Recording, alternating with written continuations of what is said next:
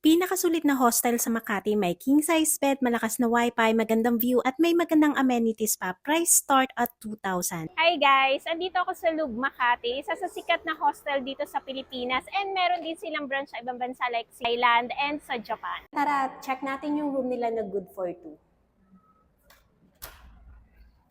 Okay. Welcome! Pasok nyo, kikita nyo agad yung bed. Ay, malambot. Ay, sarap. Tapos meron sila ditong smart TV sa area na to. Pwede kang upuan, tapos pwede ka dito mag-work. Oh. Meron sila ditong telephone, may coffee, may free water, and then may kettle, may fridge. Meron ditong bowl, may malaking mirror, tapos may pa-welcome message. Ito may sink, may gripo din siya. Tapos ito socket ulit. And then, hand soap. Eto may mga hook din para sa towels. Check naman natin yung CR. Bidet check, meron. Mga extra towels. Dito ka mag-shower. Meron na rin shampoo and meron na rin body wash. Tapos, hot and cold yung shower niya. Itong part naman, makikita nyo dito yung labas ng hot tub.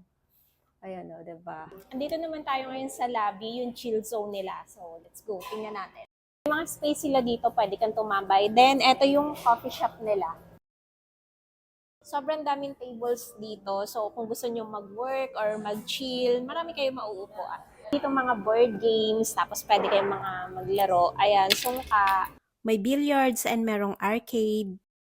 Tapos ditong part naman, ayan, parang canteen. This area naman ay yung sky booth. Ito kung gusto niyo ng private na na place. Ito naman pag mag-chill out kayo or cool down, itong area na to. Uy, sobrang parang nakaka-relax talaga dito. Overall experience at the room and amenities is enjoy and relax. Please watch for the part 2 naman ng restaurant and rooftop bar at Love di Makati. Bye!